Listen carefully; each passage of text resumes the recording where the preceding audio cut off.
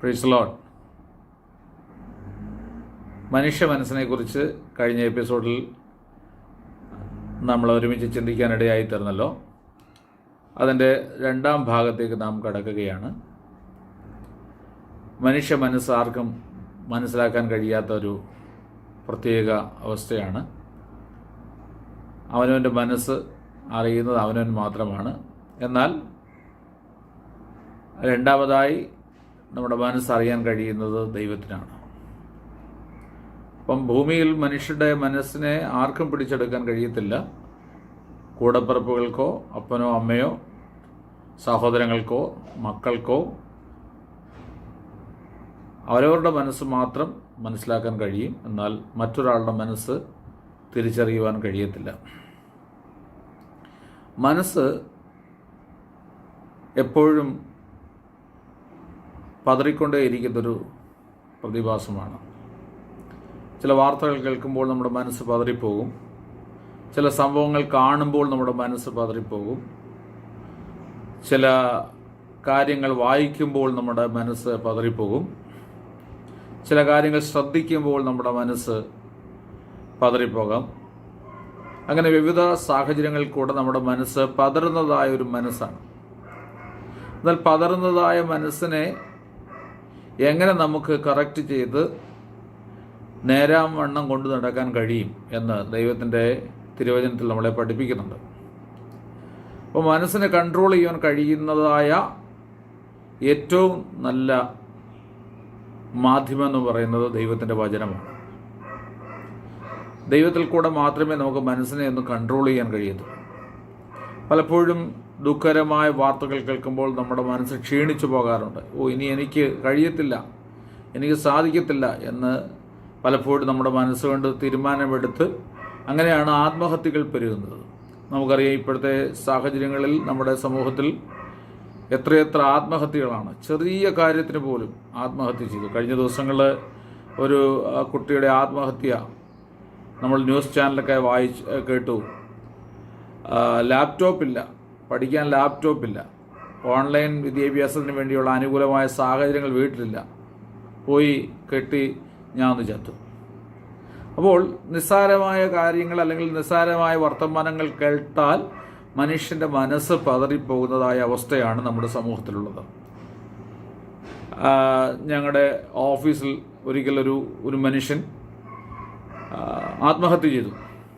കാരണം മനസ്സിലാക്കിയപ്പോൾ അദ്ദേഹത്തിൻ്റെ ബ്ലഡ് ടെസ്റ്റ് ചെയ്തപ്പോൾ ക്യാൻസർ ഉണ്ട് എന്ന് പരിശോധനാ റിസൾട്ട് വന്നു.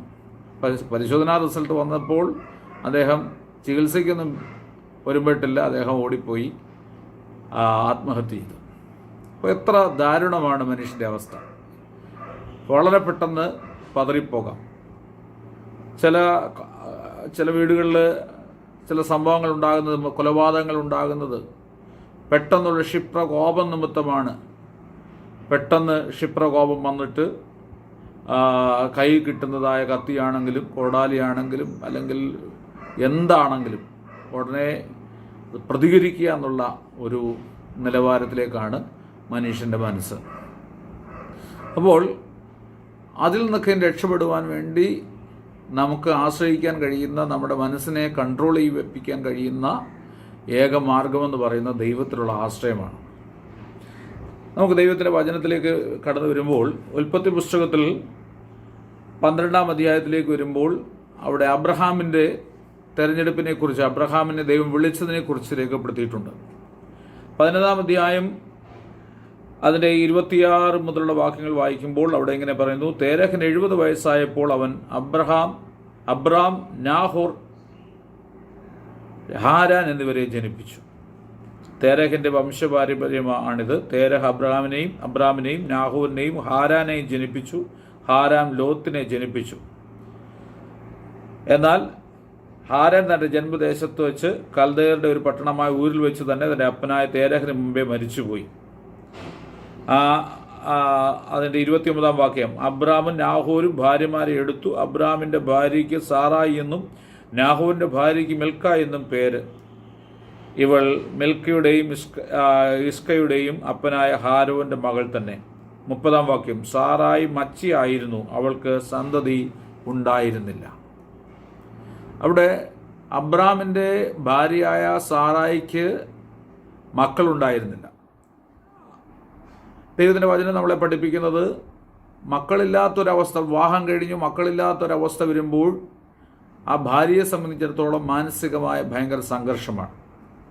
കൂടപ്പിറപ്പുകളിൽ നിന്നും നാട്ടുകാരിൽ നിന്നും വീട്ടുകാരിൽ നിന്നൊക്കെയും പല ചോദ്യങ്ങൾ, വാക്കുകളൊക്കെ കേട്ട് ഇദ്ദേഹത്തിൻ്റെ മനസ്സ് പലപ്പോഴും പതറിപ്പോയിട്ടുണ്ടാകാം.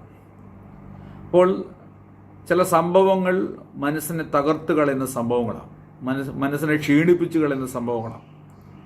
ഇതുപോലെ നമ്മുടെ ജീവിതത്തിൽ ദൈവത്തിൻ്റെ അടുക്കലേക്ക് വന്നതിന് ശേഷം, ദൈവസ്ഥനിലേക്ക് വന്നതിന് ശേഷം പ്രാർത്ഥിച്ചിട്ട് ലഭിക്കാതിരിക്കുന്ന ചില വിഷയങ്ങളെ ഓർത്ത് മനസ്സ് പതറിയിരിക്കുന്ന, ഭാരപ്പെട്ടിരിക്കുന്ന ആരെങ്കിലും എന്നെ കേൾക്കുന്നവരുണ്ടെങ്കിൽ നിശ്ചയമായിട്ടും ഇന്ന് നിങ്ങൾക്കൊരു ശുഭവാർത്തയുണ്ട്. ദൈവത്തിൽ ആശ്രയിച്ചാൽ നിങ്ങൾക്ക് നിങ്ങളുടെ മനസ്സിൻ്റെ ആഗ്രഹം പോലെ തന്നെ ദൈവത്തിൻ്റെ നന്മകളെ കണ്ട് സന്തോഷിക്കുവാൻ ദൈവം അവസരം തരും. ആ ഉൽപ്പത്തി പുസ്തകം 12-ാം അധ്യായത്തിൽ 1-ാം വാക്യത്തിൽ നമ്മൾ വായിക്കുമ്പോൾ, യഹോവ അബ്രഹാമിനോട് അരുളി ചെയ്തെന്നാൽ, നീ നിന്റെ ദേശത്തെയും ചാർച്ചക്കാരെയും പിതൃഭവനത്തെയും വിട്ട് പുറപ്പെട്ട് ഞാൻ നിന്നെ കാണിക്കുവാനിരിക്കുന്ന ദേശത്തേക്ക് പോകുക. ദൈവം പറയുകയാണ്, അബ്രഹാമിനോട് പറഞ്ഞു, ഞാൻ നിന്നെ കാണിപ്പാനിരിക്കുന്ന ദേശത്തേക്ക് പോക എന്ന് പറഞ്ഞു. 2-ാം വാക്യം, ഞാൻ നിന്നെ വലിയൊരു ജാതിയാക്കും. ദൈവത്തിൻ്റെ വാഗ്ദത്തമാണ്, ഞാൻ നിന്നെ വലിയൊരു ജാതിയാക്കും, നിന്നെ അനുഗ്രഹിച്ച് നിന്റെ പേർ വലുതാക്കും, നീ ഒരു അനുഗ്രഹമായിരിക്കും. നിന്നെ അനുഗ്രഹിക്കുന്നവരെ ഞാൻ അനുഗ്രഹിക്കും, നിന്നെ ശപിക്കുന്നവരെ ഞാൻ ശപിക്കും. നിന്നിൽ ഭൂമിയിലെ സകല വംശങ്ങളും അനുഗ്രഹിക്കപ്പെടും. യഹോവ തന്നോട് കൽപ്പിച്ചതുപോലെ അബ്രാം പുറപ്പെട്ടു. നോക്കണം, ദൈവത്തിൻ്റെ ഒരു പ്രോമിസാണ് അവിടെ നമ്മൾ വായിച്ചത്. ദൈവം പറഞ്ഞിരിക്കുകയാണ്, ഞാൻ നിന്നെ സകല ജാതികളും വെച്ച്, സകല വംശങ്ങളും വെച്ച് അബ്രാമെ ഞാൻ നിന്നെ അനുഗ്രഹിക്കും. എന്നാൽ അബ്രാം നോക്കിയപ്പോൾ തനിക്ക് ലഭിച്ചതായ ഭാര്യ മച്ചിയാണ്. ഒരു സാഹചര്യവുമില്ല, അവൾക്ക് മക്കൾ ഉണ്ടായിട്ടില്ല, ഉണ്ടാകത്തുമില്ല. എഴുതി ഉറപ്പിച്ചതുപോലെയുള്ള ഒരനുഭവം. അപ്പോൾ മനസ്സ് എപ്പോഴും സംഘർഷത്തിൽ. മനസ്സിലിങ്ങനെ പറഞ്ഞു കാണും, ദൈവമേ, നീ പറഞ്ഞതായ വാഗ്ദത്തം നിറവേറുമോ? കണ്ണിൽ നോക്കുമ്പോൾ യാതൊരു സാഹചര്യവുമില്ല, വാഗ്ദത്തം നിറവേറാൻ വേണ്ടി അനുകൂലമായ ഒരു സാഹചര്യവുമില്ല, ഒരു പ്രതീക്ഷയുമില്ല. എന്നാൽ ദൈവത്തിൻ്റെ വാഗ്ദത്തം ഒരു വശത്തും, മനസ്സിൻ്റെ ചിന്തകൾ മറ്റൊരു വശത്തും. ഇതുപോലെയാണ് നമ്മുടെ ജീവിതത്തിൽ ദൈവത്തിൻ്റെ വാഗ്ദത്തങ്ങൾ ഒരു വശത്തും, മനസ്സിൻ്റെ വിശ്വാസവും മനസ്സിൻ്റെ ആഗ്രഹങ്ങളും മനസ്സിൻ്റെ ചിന്തകളും മറ്റൊരു വശത്തും നിന്നുകൊണ്ട് അങ്ങോട്ടും ഇങ്ങോട്ടും വടം വലിക്കുന്നതായ ഒരു അനുഭവം നമ്മളിൽ പലർക്കും ഉണ്ടാകും. എന്നാൽ അതിൻ്റെ നടുവിൽ ഏത് നമ്മൾ വിശ്വസിക്കും? ദൈവത്തിൻ്റെ വാഗ്ദത്തങ്ങളിൽ വിശ്വസിക്കുമോ, അതോ മനസ്സിൻ്റെ പതർച്ച, അല്ലെങ്കിൽ മനസ്സിൻ്റെ ക്ഷീണാവസ്ഥ, മനസ്സിൻ്റെ ദുഃഖം, മനസ്സിൻ്റെ ഭാരം, മനസ്സിൻ്റെ വേദന ഇതിൽ വിശ്വസിക്കുമോ? ഇവിടെ അബ്രാം ദൈവത്തിൻ്റെ വാഗ്ദത്തങ്ങളിൽ വിശ്വസിച്ചു. ദൈവത്തിൻ്റെ വാഗ്ദത്തങ്ങളിൽ വിശ്വസിച്ചു. അങ്ങനെ 4-ാം വാക്യത്തിൽ പറയുമ്പോൾ, യഹോവ തന്നോട് കൽപ്പിച്ചതുപോലെ അബ്രാം പുറപ്പെട്ടു. അപ്പോൾ മനസ്സ് പറഞ്ഞതുപോലെയല്ല അബ്രഹാം ചെയ്തത്, ദൈവം പറഞ്ഞതുപോലെ ചെയ്യുവാൻ തുടങ്ങി. മനസ്സ് പലപ്പോഴും നമ്മളോട് പറയും, ദൈവത്തിൻ്റെ ശബ്ദം കേട്ടിട്ടും ഒരു അനുകൂലമായ ഒരു സാഹചര്യവുമില്ല, ഒരു കുഞ്ഞിക്കാല് കാണുവാൻ വേണ്ടി ആഗ്രഹിച്ചിട്ടും നടക്കുന്നില്ല, 75 വയസ്സായി, പ്രായമായി, ഇനിയും യാതൊരു സാധ്യതയുമില്ല എന്ന് മനസ്സ് കൂടെ പറഞ്ഞു കാണും.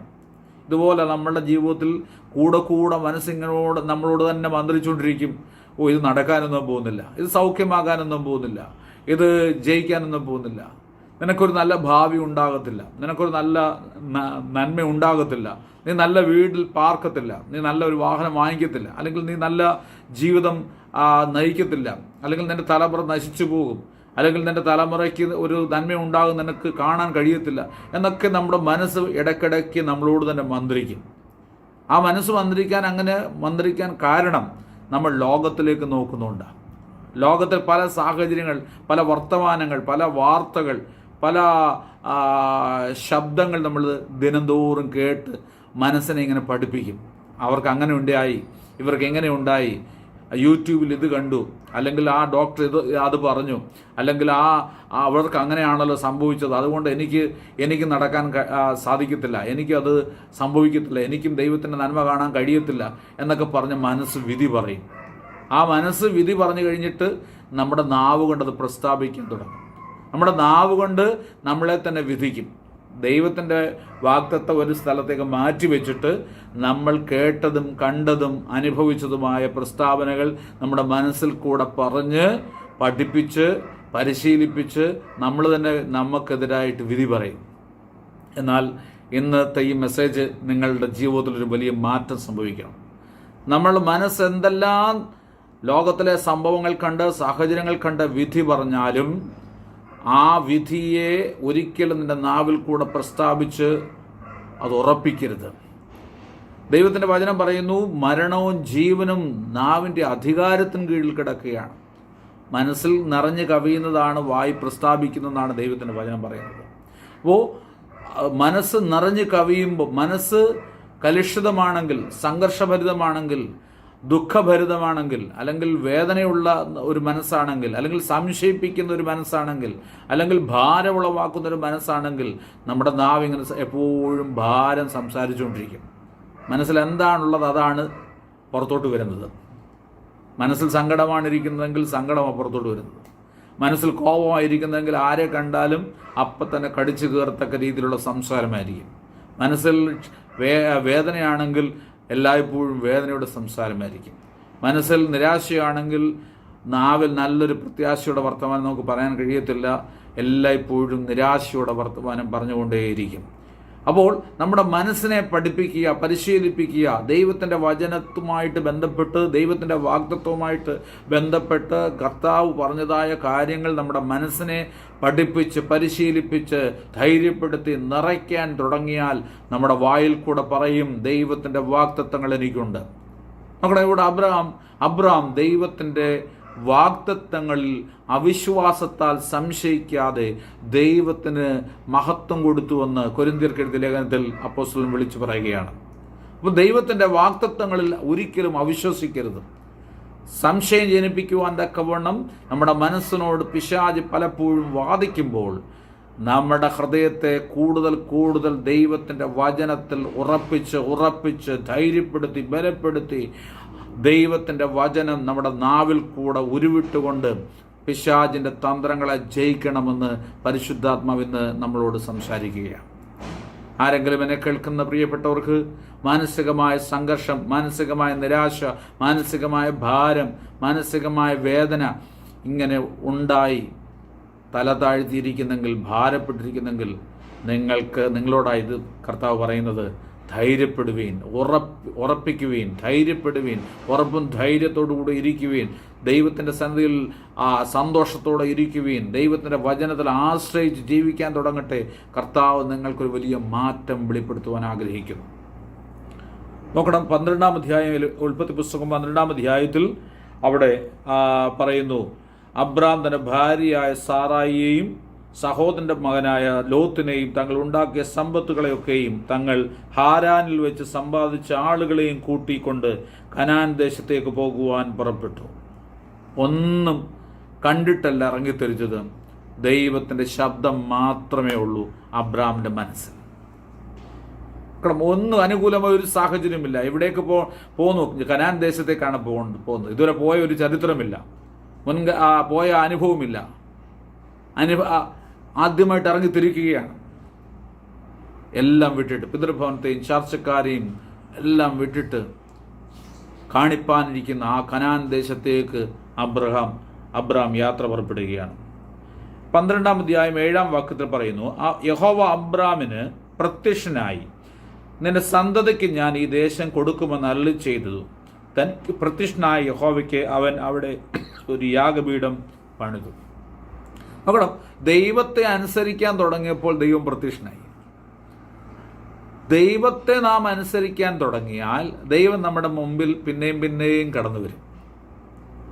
ഇതുവരെ ആരെങ്കിലും ദൈവത്തിൻ്റെ ആ പ്രസൻസ് അനുഭവിച്ചിട്ടില്ലാത്തവരുണ്ടെങ്കിൽ ഒറ്റ കാര്യമേ ഉള്ളൂ. ചിലർ പറയാറുണ്ട്, എനിക്ക് ദൈവത്തിൻ്റെ പ്രസൻസ് ഇതുവരെ അനുഭവിക്കാൻ കഴിഞ്ഞിട്ടില്ല, ദൈവത്തെ കാണാൻ കഴിഞ്ഞിട്ടില്ല, കർത്താവിൻ്റെ ഒരു ശബ്ദം കേൾക്കാൻ കഴിഞ്ഞിട്ടില്ല. ദൈവം എന്നോട് കൂടെ ഉണ്ടെന്ന് എനിക്ക് ഒരിക്കലും മനസ്സിലായിട്ടേ ഇല്ല. ഇങ്ങനെ പലപ്പോഴും പലരും പറയുന്നത് ഞാൻ കേട്ടിട്ടുണ്ട്. എന്നാൽ ദൈവവചനം നമ്മളോട് പഠിപ്പിക്കുന്നു, ദൈവത്തെ നാം അനുസരിക്കാൻ തുടങ്ങിയാൽ ദൈവം കൂടെ കൂടെ നമ്മുടെ അടുക്കൽ വരും. അനുസരിക്കുന്ന മക്കളെയാണ് ദൈവം അനുഗ്രഹിക്കുന്നത്. അനുസരണമാണ് അനുഗ്രഹത്തിൻ്റെ നിദാനമായിട്ടിരിക്കുന്നത്. അബ്രാം ദൈവത്തെ അനുസരിച്ച് യാത്ര പുറപ്പെട്ടപ്പോൾ 7-ാം വാക്യത്തിലേക്ക് വന്നപ്പോൾ യഹോവ അബ്രാമിന് പ്രത്യക്ഷനായിട്ട് പറഞ്ഞു. എന്ത് പറഞ്ഞു? ഞാൻ നിന്റെ സന്തതിക്ക് ഈ ദേശം കൊടുക്കുമെന്ന് അരുളി ചെയ്തു. നോക്കണം, സന്തതിയില്ല. മനസ്സിൽ പിന്നെയും സംഘർഷം. ഇല്ലാത്ത സന്തതി. 75-ാമത്തെ വയസ്സ് കഴിഞ്ഞു, സന്തതിയില്ല. സാറാ മച്ചി എന്ന് വിധിക്കപ്പെട്ടിരിക്കുന്ന സ്ത്രീയാണ്. യാതൊരു സാഹചര്യവുമില്ല. പിന്നെയും ദൈവം പറയുകയാണ്, ഞാൻ നിന്റെ സന്തതിക്ക് ദേശം കൊടുക്കുമെന്ന്. ഏത് വിശ്വസിക്കും? തൻ്റെ പ്രായത്തെ വിശ്വസിക്കുമോ? തൻ്റെ ഭാര്യയുടെ ബലഹീനമായ ശരീരത്തെ വിശ്വസിക്കുമോ? തൻ്റെ സാഹചര്യങ്ങളെ വിശ്വസിക്കുമോ? അത് ദൈവം പറഞ്ഞത് വിശ്വസിക്കുമോ? പ്രിയമുള്ളവരെ, അവിടെ അബ്രാം പരാജയപ്പെടാതിരിക്കാൻ കാരണം അവൻ ദൈവത്തെ വിശ്വസിച്ചു. തൻ്റെ സാഹചര്യങ്ങളെ വിശ്വസിച്ചില്ല. തൻ്റെ പ്രതികൂലങ്ങളെയല്ല അവൻ കണ്ടത്. അവൻ ശ്രദ്ധിച്ചത് ദൈവത്തെയാണ്. നമ്മുടെ ശ്രദ്ധ ഏതിലാണ് എന്നുള്ളതാണ് നമ്മുടെ വിജയത്തിൻ്റെ നിദാനമായിട്ടിരിക്കുന്നത്. നമ്മുടെ ശ്രദ്ധ ഏറ്റവും കൂടുതൽ നമ്മുടെ സാഹചര്യങ്ങളെ ആണെങ്കിൽ, നമ്മുടെ പ്രതികൂലങ്ങളെ ആണെങ്കിൽ, നമ്മുടെ ബുദ്ധിമുട്ടുകളെ ആണെങ്കിൽ, നമ്മുടെ ഞെരുക്കത്തെ ആണെങ്കിൽ നമുക്കൊരിക്കലും അതിനകത്ത് എഴുന്നേൽപ്പില്ല. എന്നാൽ നമ്മുടെ ശ്രദ്ധ ദൈവത്തിൻ്റെ വാഗ്ദത്തങ്ങളെ, ദൈവത്തിൻ്റെ മാറ്റമില്ലാത്ത വചനത്തെ, തിരുവചനം പറയുന്നു, ആകാശം മാറിപ്പോകും, ഭൂമി മാറിപ്പോകും, എന്നാൽ ദൈവത്തിൻ്റെ വായിൽ നിന്ന് പുറപ്പെട്ട ഒരു വചനങ്ങൾക്കും മാറ്റമില്ല. പ്രിയമുള്ളവരെ, വളരെ സ്നേഹത്തോടെ ഞാൻ പറയുകയാണ്, ദൈവത്തിൻ്റെ വചനത്തിൽ നിങ്ങളുടെ മനസ്സൊന്ന് ഉറച്ചു നിൽക്കട്ടെ. നിങ്ങൾക്ക് ലഭിക്കേണ്ടതായ ചില നന്മകൾ ദൈവം തക്ക സമയത്ത് നിങ്ങളുടെ വീടിന് വേണ്ടി, നിങ്ങളുടെ ഭാവിക്ക് വേണ്ടി, നിങ്ങളുടെ തലമുറയ്ക്ക് വേണ്ടി, നിങ്ങളുടെ ഔദ്യോഗിക ജീവിതത്തിന് വേണ്ടി, നിങ്ങളുടെ ബിസിനസ് മണ്ഡലങ്ങൾക്ക് വേണ്ടി, നിങ്ങളിപ്പോൾ ഭാരപ്പെടുന്ന ഏതെല്ലാം വിഷയങ്ങളുണ്ടോ ആ വിഷയങ്ങൾക്ക് വേണ്ടി ഈ പ്രയാസഘട്ടങ്ങളിലും വെളിപ്പെടുത്തുവാൻ ദൈവം സർവശക്തനാണ്. അവിടെ 12-ാം അധ്യായം 10-ാം വാക്യം നമ്മൾ വായിക്കുമ്പോൾ, ദേശത്ത് ക്ഷാമമുണ്ടായി, ദേശത്ത് ക്ഷാമം കഠിനമായി തീർന്നതുകൊണ്ട് അബ്രാം മിസ്രൈമിൽ ചെന്ന് പാർക്കുവാൻ അവിടേക്ക് പോയി.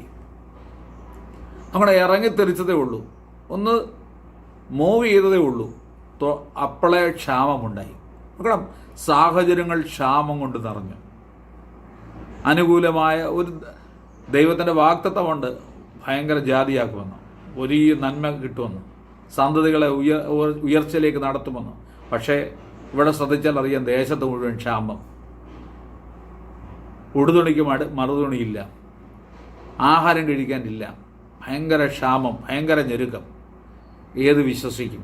നമ്മുടെ മനസ്സിൽ സംഘർഷമായി. അബ്രാമിൻ്റെ മനസ്സിൽ സംഘർഷം വന്നു കാണും, സാറയുടെ മനസ്സിൽ സംഘർഷം വന്നു കാണും. എന്നാൽ ആ സംഘർഷത്തിൻ്റെ നടുവിൽ അവർ ജയിക്കാൻ കാരണം ഒറ്റ കാരണമേ ഉള്ളൂ, അവർ ദൈവത്തിൻ്റെ മുഖത്തേക്ക് നോക്കി. ക്ഷാമം ഉണ്ടായെങ്കിലും ക്ഷാമത്തെയല്ല ശ്രദ്ധിച്ചത്, അവർ ദൈവത്തെ ശ്രദ്ധിച്ചു. ഇപ്പോൾ നമ്മൾ ഈ കൊറോണ കാലഘട്ടമാണ്. ഈ കാലഘട്ടത്തിൽ നമ്മൾ വ്യാധിയല്ല ശ്രദ്ധിക്കേണ്ടത്, വ്യാധിയെ സൗഖ്യമാക്കുന്ന സർവശക്തനായ ദൈവത്തെ ശ്രദ്ധിക്കട്ടെ. ഈ കാലഘട്ടം കടക്കണിയുടെ കാലഘട്ടമാണ്, സാമ്പത്തിക ഞെരുക്കത്തിൻ്റെ കാലഘട്ടമാണ്. നമുക്കറിയാം, ഭയങ്കരമായ സാമ്പത്തിക ഞെരുക്കങ്ങൾ ലോകത്തിൽ എല്ലാ രാജ്യങ്ങളിലും അനുഭവപ്പെട്ടുകൊണ്ടിരിക്കുകയാണ്. എന്നാൽ ദൈവത്തിൻ്റെ മുഖത്തേക്ക് നോക്കിയവർ, തിരുവചനം പറയുന്നു, അവങ്കലേക്ക് നോക്കിയവർ പ്രകാശിതരായി, അവരുടെ മുഖം ഒരു നാളും ലജ്ജിച്ചു പോയിട്ടില്ല. മറ്റൊരു സങ്കീർത്തനത്തിൽ പറയുന്നു, ബാലസിംഹങ്ങളും ഇര കിട്ടാതെ വിശന്നിരിക്കും, യഹോവയെ അന്വേഷിക്കുന്നവർക്കോ ഒരു നന്മയ്ക്കും കുറവ് വരികയില്ല. മറ്റൊരു സങ്കീർത്തനത്തിൽ പറയുന്നു, സത്യമായി തന്നെ വിളിച്ചപേക്ഷിക്കുന്ന ഏവർക്കും ദൈവം സമീപസ്ഥനാകുന്നു. സത്യമായിട്ട് നീ നടക്കുന്നെങ്കിൽ, ഏത് മരുഭൂമിയിലും നിനക്കൊരു വാതിൽ തുറക്കും. നിന്റെ മനസ്സിനെ സന്തോഷിപ്പിക്കുവാൻ, നിന്റെ മനസ്സിന് ആനന്ദം തരുവാൻ ദൈവം ഒരു വാതിൽ തുറക്കുവാൻ സർവശക്തനാണ്. പ്രിയമുള്ളവരെ, ഇന്ന് പൽക്കാലം ഒരു ഉറപ്പും ധൈര്യവും, ഇന്നത്തെ ദിവസം ഒരു ഉറപ്പും ധൈര്യവും നാം ജീവിതത്തിൽ ഏറ്റെടുക്കട്ടെ. ഇവിടെ ക്ഷാമം ഉണ്ടായപ്പോഴും അവൻ ദൈവത്തെ നോക്കി. സാഹചര്യങ്ങൾ അനുകൂലമല്ലായിരുന്നപ്പോഴും അവൻ ദൈവത്തെ നോക്കി. മനസ്സ് സംഘർഷമാണ്, മനസ്സിൽ ആകെ എല്ലാം കൊണ്ടും സംഘർഷമാണ്. പതറിപ്പിക്കത്തക്ക രീതിയിലുള്ള സാഹചര്യങ്ങളാണ് സൃഷ്ടിക്കപ്പെട്ടത്. എന്നാൽ അങ്ങനെയുള്ള പരീക്ഷകൾ കടന്നു വന്നപ്പോൾ ആ പരീക്ഷയിൽ ജയിക്കാൻ കാരണം അവൻ്റെ ഹൃദയം മുഴുവൻ ദൈവം കീഴടക്കിയിരുന്നു. നമ്മുടെ ഹൃദയത്തെ ആരാണ് കീഴടക്കുന്നത്? നമ്മുടെ ഹൃദയത്തെ അല്ലെങ്കിൽ നമ്മുടെ മനസ്സിനെയും മനസാക്ഷിയെയും കീഴടക്കുവാൻ തക്കവണ്ണം പല സാഹചര്യങ്ങൾ ഉരുത്തിരിയുന്നുണ്ട്. ചിലപ്പോൾ രോഗമായിരിക്കാം, ചിലപ്പോൾ കടബാധ്യതകളായിരിക്കാം, ചിലപ്പോൾ ചില ബുദ്ധിമുട്ടുകളായിരിക്കാം, ചിലപ്പോൾ നമ്മുടെ തലമുറകളുടെ വിഷയങ്ങളായിരിക്കാം, ചിലപ്പോൾ നമ്മുടെ ജോലിസ്ഥാനത്തോ ബിസിനസ് മണ്ഡലങ്ങളിലോ ഉള്ള സബ്ജക്റ്റുകളായിരിക്കാം. നമ്മുടെ മനസ്സിനെ വിഴുങ്ങുന്നത്, മനസ്സിനെ ഭരിക്കുന്നതായ കാര്യങ്ങൾ നമുക്ക് കടന്നു വരാറുണ്ട്. എന്നാൽ അതിനെ ഒരു സൈഡിലേക്ക് മാറ്റി നിർത്തിയിട്ട് മനസ്സ് മുഴുവൻ ദൈവത്തിൻ്റെ വചനം കൊണ്ടും ദൈവത്തിൻ്റെ സാമീപ്യം കൊണ്ടും കർത്താവിൻ്റെ ശക്തി കൊണ്ടും ഒന്ന് നിറയാൻ തുടങ്ങിയാൽ, തിരുവചനം പറയുന്നു, ബാല്യക്കാർ ക്ഷീണിച്ചു പോകും, യൗവനക്കാർ തളർന്നു പോകും, എന്നാൽ യഹോവയെ കാത്തിരിക്കുന്നവരോ അവർ ശക്തിയെ പുതുക്കും, അവർ കഴുകന്മാരെ പോലെ ചിറകടിച്ച് ഉയരും. ബാല്യക്കാർ, നല്ല യൗവനക്കാർ എല്ലാം ക്ഷീണിച്ചും തളർന്നും പോകും. ദൈവത്തെ നീ കാത്തിരിക്കുന്ന വ്യക്തിയാണെങ്കിൽ, ദൈവത്തിൻ്റെ മുഖത്തേക്ക് നോക്കുന്ന വ്യക്തിയാണെങ്കിൽ നിന്റെ മനസ്സൊരിക്കലും ക്ഷീണിക്കത്തില്ല, നിന്റെ മനസ്സ് പതറിപ്പോകത്തില്ല. നീ കഴുകന്മാരെ പോലെ, നിന്റെ മനസ്സിൽ സന്തോഷം വരാൻ തുടങ്ങുമ്പോൾ കഴുകന്മാരെ പോലെ നിനക്കൊരു ഉയർച്ചയുണ്ട്. അതുകൊണ്ട് യെശയ്യാ വിളിച്ചു പറഞ്ഞത്, ബാല്യക്കാർ ക്ഷീണിച്ചു പോകും, യൗവനക്കാർ തളർന്നു പോകും, യഹോവയെ കാത്തിരിക്കുന്നവരോ കാത്തിരിക്കുക, മനസ്സിൽ കാത്തിരിക്കുക, കണ്ണുകൊണ്ട് കാത്തിരിക്കുക, ചെവി കൊണ്ട് കേൾക്കാൻ വേണ്ടി റെഡിയായിരിക്കുക, കാത്തിരിക്കുക. അങ്ങനെയുള്ളവർക്ക് ഒരു കഴുകന്മാരെ പോലെ ചിറകടിച്ച് ഉയരുമെന്ന് തിരുവചനത്തിൽ നമ്മളെ പഠിപ്പിക്കുന്നു. 13-ാം അധ്യായത്തിലും ഉൽപ്പത്തി പുസ്തകം 13-ാം അധ്യായത്തിലും 14-ാം അധ്യായത്തിലും മുഴുവൻ ദൈവവും അബ്രഹാമും തമ്മിലുള്ള വിഷയത്തിൽ വളരെ ശക്തമായ പ്രമേയങ്ങളുണ്ട്. 16-ാം അധ്യായത്തിലേക്ക് വരുമ്പോൾ അവിടെ രണ്ടാം വാക്യം, സാറായി അബ്രാമിനോട്, ഞാൻ പ്രസവിക്കാതിരിക്കുവാൻ യഹോവ എൻ്റെ ഗർഭം അടച്ചിരിക്കുന്നുവല്ലോ. നോക്കണം, സാറായിക്ക് ബോധ്യമായി എന്ത്? ദൈവം തൻ്റെ ഗർഭത്തെ അടച്ചിരിക്കുകയാണ്. ദൈവം തുറക്കാതെ ഈ പാത്രം തുറക്കപ്പെടത്തില്ല. സാറായിക്ക് പൂർണ്ണ നിശ്ചയമുണ്ട്, ദൈവമാണ് ഈ വാതിൽ അടച്ചിരിക്കുന്നത്. ഇതുപോലെ നമ്മുടെ ജീവിതത്തിൽ ചില വാതിൽ കൊട്ടിയടയ്ക്കപ്പെട്ട നിലയിലുണ്ട്, തുറക്കാത്ത ചില വാതിലുകളുണ്ട്. പ്രാർത്ഥിച്ചിട്ടും ഉപവസിച്ചിട്ടും ദൈവത്തോട് നിലവിളിച്ചിട്ടും അത് ഉത്തരം കിട്ടാത്ത ചില വിഷയങ്ങളുണ്ട്. സാറായ്ക്ക് ബോധ്യമായി ദൈവം ഗർഭപാത്രം അടച്ചിരിക്കുന്നു. അതുകൊണ്ട് സാറ എന്തു ചെയ്തു? സാറ പറഞ്ഞു, എൻ്റെ ദാസിയുടെ അടുക്കൽ ചെന്നാലും അവളാൽ എനിക്ക് മക്കൾ ലഭിക്കുമെന്ന് പറഞ്ഞ് അബ്രാം സാറായുടെ വാക്ക് അനുസരിച്ചു. പ്രിയമുള്ളവരെ, തിടുക്കത്തിലെടുക്കുന്നതായ തീരുമാനങ്ങൾ പലപ്പോഴും തെറ്റാണെന്ന് പിന്നത്തേതിൽ നമുക്ക് ബോധ്യമാകും. അതുകൊണ്ട് ഒരു തീരുമാനവും തിടുക്കത്തിൽ മനസ്സിൻ്റെ സാഹചര്യങ്ങൾ കണ്ട്, മനസ്സിൻ്റെ അവസ്ഥ കണ്ടിട്ട് പെട്ടെന്നൊരു തീരുമാനം എടുക്കരുത്. തീരുമാനമെടുക്കുന്നതിന് മുമ്പായിട്ട് ദൈവത്തിൻ്റെ സന്നദ്ധിയിൽ ദൈവത്തോട് പ്രാർത്ഥിക്കണം. നോക്കണം, ഇവിടെ സാറ തിടുക്കത്തിൽ തീരുമാനമെടുക്കുകയാണ്. യഥാർത്ഥമായ ഭാര്യ അബ്രാമിൻ്റെ ഭാര്യ സാറായിയാണ്. എന്നാൽ സാറ തിടുക്കത്തിൽ തീരുമാനമെടുക്കുകയാണ്, എനിക്ക് തലമുറകളില്ല, യജമാനെ നീ എൻ്റെ ദാസിയുടെ അടുക്കൽ ചെന്ന് എനിക്ക് സന്തതിയെ ജനിപ്പിച്ചു തരിക എന്ന് പറഞ്ഞു. നോക്കണം, തെറ്റായ ഒരു തീരുമാനം, തെറ്റായ മനസ്സിൻ്റെ സംഘർഷത്തിൻ്റെ നടുവിൽ എടുത്ത ഒരു തീരുമാനം. അവിടെ ആ 16-ാം അധ്യായം വായിക്കുമ്പോൾ 5-ാം വാക്യത്തിൽ സാറായി അബ്രാമിനോട്, എനിക്ക് ഭവിച്ച അന്യായത്തിൽ നീ ഉത്തരവാദി, നോക്കണം, 2-ാം വാക്യത്തിൽ അവിടെ സാറായി ഹാഗാറിൻ്റെ അടുക്കലേക്ക് അബ്രാമിനെ അയക്കുകയാണ്, മനസ്സിൻ്റെ സംഘർഷം കൊണ്ട് അയക്കുകയാണ്. എന്നാൽ ആ 5-ാം വാക്യം വരുമ്പോഴേക്കും 4-ാം വാക്യം വരുമ്പോഴേക്കും അവിടെ പറയുന്നു, അവൻ ഹാഗാറിൻ്റെ അടുക്കൽ ചെന്നു, അവൾ ഗർഭം ധരിച്ചു. താൻ ഗർഭം ധരിച്ചു എന്ന് അവൾ കണ്ടപ്പോൾ യജമാനത്തി അവളുടെ കണ്ണിന് നിന്ദിതയായി തീർന്നു. Price the Lord. നോക്കണം, തെറ്റായ ഒരു തീരുമാന നിമിത്തം ബന്ധങ്ങൾ തകർച്ചയുണ്ടായി, സ്നേഹബന്ധങ്ങളിൽ തകർച്ചയുണ്ടായി. അവിടെ ഭവനത്തിൽ തന്നെ ഒരു വലിയ സംഭവം ഉരുത്തിരിയുകയാണ്. നോക്കണം, നമ്മൾ എടുക്കുന്നതായ തീരുമാനങ്ങൾ, ഏത് തീരുമാനങ്ങൾ നമ്മുടെ ജീവിതത്തിൽ പലപ്പോഴും പല തീരുമാനങ്ങൾ എടുക്കാൻ തക്കവണ്ണം സാഹചര്യങ്ങൾ ഇങ്ങനെ ഒരുങ്ങും. എന്നാൽ ഏത് തീരുമാനവും എടുക്കുന്നതിന് മുമ്പ്, മനസ്സിൽ തീരുമാനിക്കുന്നതിന് മുമ്പ് ആദ്യം ദൈവത്തോട് ചോദിക്കണം, ഞാൻ എടുക്കുന്ന തീരുമാനം കർത്താവേ ശരിയാണോ? ഞാൻ എടുക്കുന്ന തീരുമാനം നിനക്ക് ഹിതമാണോ? ഞാൻ എടുക്കുന്ന തീരുമാനം എനിക്ക് ഭാവിയിൽ അത് അനുഗ്രഹമായി തീരുമോ എന്ന് കൂടെ ചിന്തിക്കണം. ഏത് തീരുമാനം എടുക്കുന്നതിന് മുമ്പായിട്ട് പല പ്രാവശ്യം ചിന്തിക്കണം. പല പ്രാവശ്യം ചുമ്മാതെ ചിന്തിച്ചാൽ പോരാ, ദൈവത്തിൻ്റെ സന്നദ്ധിയിൽ കൂടെ ദൈവത്തോട് ചോദിക്കണം, ഇത് കറക്റ്റാണോ, ദൈവത്തിൻ്റെ ഹിതമാണോ? ദൈവത്തോട് കൂടെ ചോദിച്ച് ഉറപ്പിച്ചതിന് ശേഷം മാത്രം തീരുമാനമെടുക്കുക. ഇന്ന് എന്നെ കേൾക്കുന്നവരോട് എനിക്ക് ശക്തമായൊരു ദൂത് സംസാരിക്കാനുണ്ട്. പരിശുദ്ധാത്മാവ് നിങ്ങളോട് പറയുന്നു, ചില തീരുമാനങ്ങൾ എടുക്കാൻ വേണ്ടി ചില തീരുമാനങ്ങൾക്ക് വേണ്ടി ആഗ്രഹിക്കുന്ന, ചില തീരുമാനങ്ങൾ ഇംപ്ലിമെൻ്റ് ചെയ്യുവാൻ വേണ്ടി ചിലർ ആഗ്രഹിക്കുന്നുണ്ട്. എന്നാൽ ആ തീരുമാനങ്ങൾ എടുക്കുന്നതിന് മുമ്പായിട്ട് ദൈവസന്നദ്ധിയിൽ നിരന്തരമായി പ്രാർത്ഥിച്ച് ദൈവത്തിൻ്റെ ഒരു പച്ച സിഗ്നൽ അത് ഓക്കെ എന്ന് കർത്താവ് നിന്നോട് വ്യക്തിപരമായി പറഞ്ഞാൽ നിനക്ക് മൂവ് ചെയ്യാം. അല്ലാതെ തീരുമാനം ധൃതി പിടിച്ചെടുക്കരുത്, കൊടുന്നനവേ എടുക്കരുത്.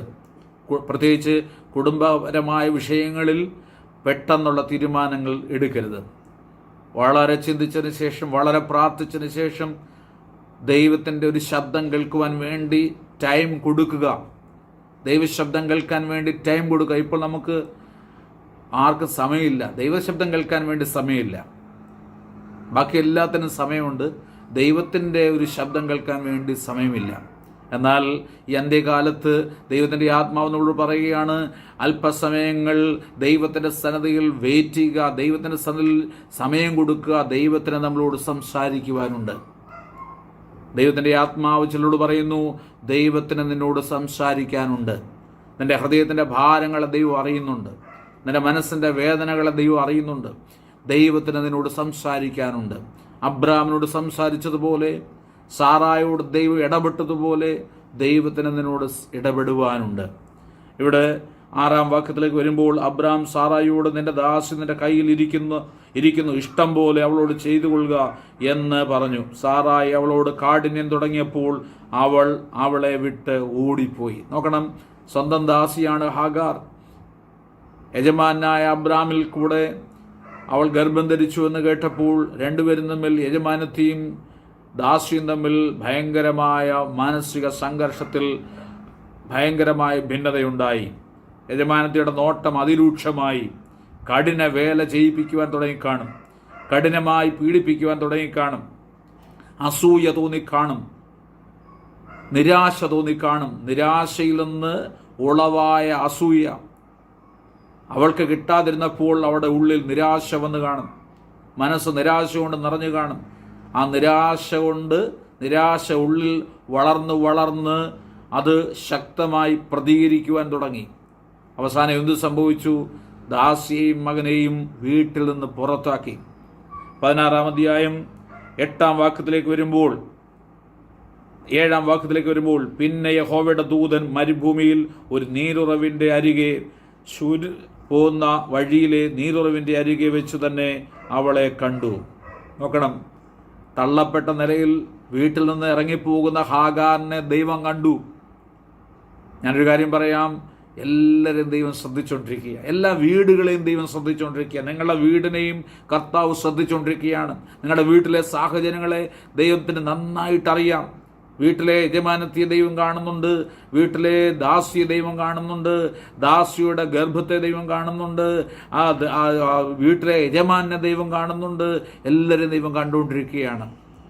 നോക്കണം, അങ്ങനെ കണ്ട ദൈവം അവളുടെ ന്യായം നിഷേധിക്കപ്പെട്ടു. അവളെ ഇറക്കി വിട്ടിരിക്കുകയാണ്, മരുഭൂമിയിലേക്ക് പോവുകയാണ്, ഓടിപ്പോവുകയാണ്. ഇനി അവിടെ നിന്നാൽ ശരിയാകത്തില്ല എന്ന് പറഞ്ഞുകൊണ്ട് ഓടിപ്പോവുകയാണ്. അവളുടെ മനസ്സൊന്ന് ശ്രദ്ധിച്ചു നോക്ക്, നിരാശയുടെ പടുകുഴി, ഭാരം നിറഞ്ഞ മനസ്സ്. അവൾ എന്ത് ചെയ്തു? എന്ത് തെറ്റാണ് അവൾ ചെയ്തത്? യജമാനൻ സാറ പറഞ്ഞത് കേട്ട് യജമാനൻ്റെ ഹിതമനുസരിച്ചു മാത്രം ആ ഒരു തെറ്റേ അവൾ ചെയ്തുള്ളൂ. പക്ഷേ അവൾക്ക് കിട്ടിയ ശിക്ഷ എന്താണ്? വീട്ടിൽ നിന്ന് പുറത്താക്കപ്പെട്ടു, ഒറ്റപ്പെട്ടു.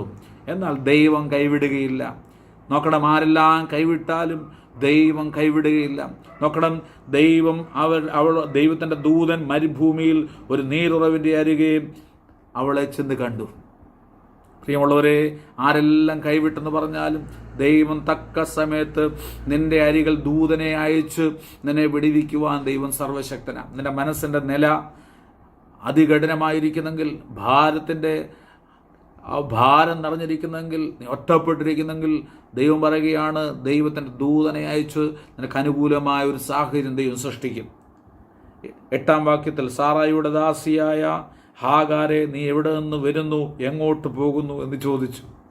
ഹാഗാറിൻ്റെ വായിൽ നിന്ന് കേൾക്കണം ദൈവദൂതൻ അറിയത്തില്ലേ ഹാഗാർ എവിടെ നിന്ന് വരുന്നുവെന്നും എങ്ങോട്ട് പോകുന്നുവെന്നും ദൈവത്തിനെല്ലാം അറിയാം.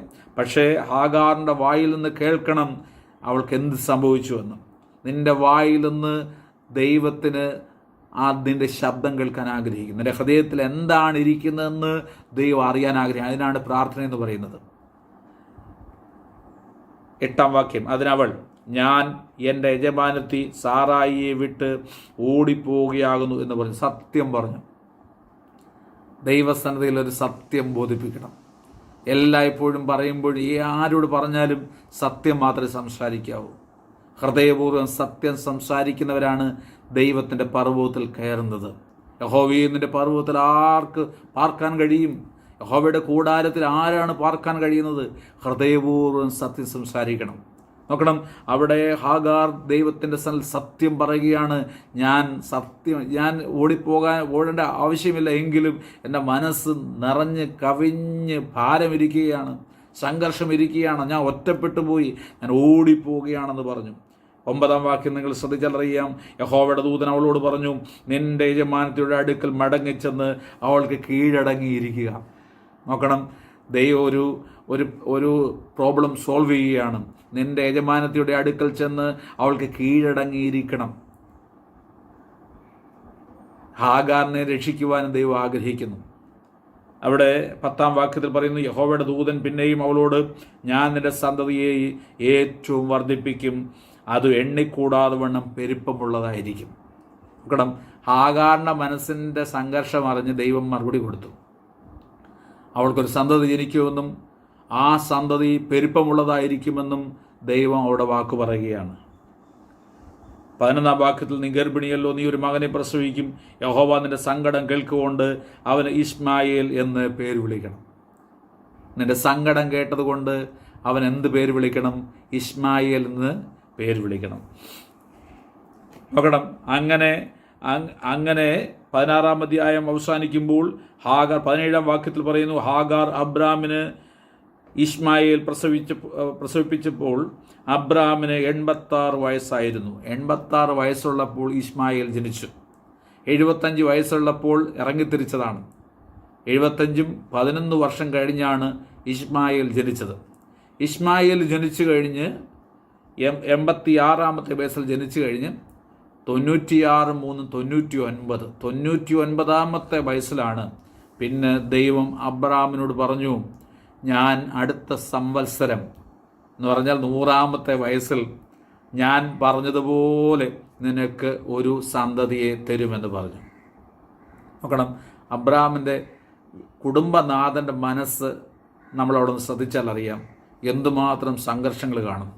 ഭാര്യയിൽ നിന്നുള്ള ശക്തമായ സംസാരങ്ങൾ, അതേ ദാസീദാസന്മാരിൽ കൂടെയുള്ള അടക്കം പറച്ചിലുകൾ, നാട്ടുകാരുടെ ശബ്ദങ്ങൾ, കൂടപ്പിറപ്പുകളിലൊക്കെ കൂടെ ആരെങ്കിലുമൊക്കെ പറഞ്ഞു കാണും, അവൻ ദൈവത്തിൻ്റെ ശബ്ദം കേട്ട് ഇറങ്ങിത്തിരിച്ചു. എന്ത് ഈ ദൈവത്തിൻ്റെ വാഗ്ദത്തങ്ങൾ, എന്ത് ഈ ദൈവത്തിൻ്റെ വിടുതലുകൾ, എവിടെ ആണ് അവൻ്റെ സന്തതി? അവന് സാറായിൽ കൂടെ ഒരു സന്തതി ജനിച്ചില്ലല്ലോ, സാറായുടെ ദാസിയിൽ കൂടെയല്ലേ സന്തതി ജനിച്ചത്.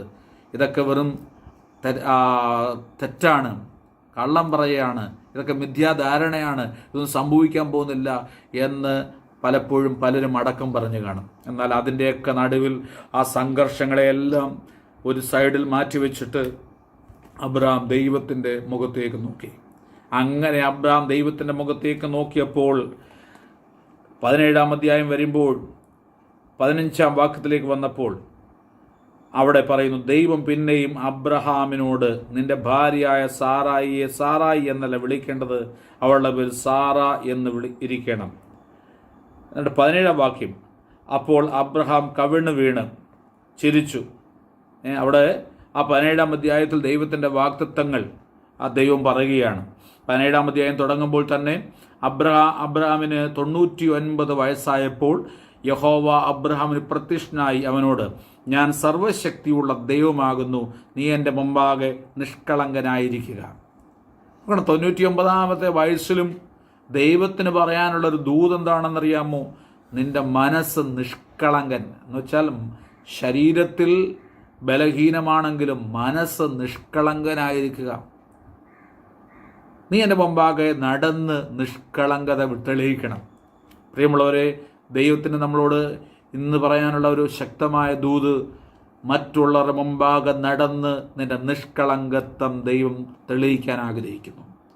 പിശാചിന് മുമ്പിൽ, ലോകത്തിന് മുമ്പിൽ, ജഡത്തിന് മുമ്പിൽ, പാപങ്ങളുടെ മുമ്പിൽ അത് നടന്ന് നിഷ്കളങ്കത്വം, നീ ഒരു നിഷ്കളങ്കനാണ് എന്ന് തെളിയിക്കുവാൻ ദൈവം ആഗ്രഹിക്കുന്നു. അങ്ങനെ ആ തെളിയിച്ചു കഴിഞ്ഞപ്പോൾ ദൈവത്തിൻ്റെ വാഗ്ദത്തങ്ങൾ അവനെ തേടി വരികയാണ്.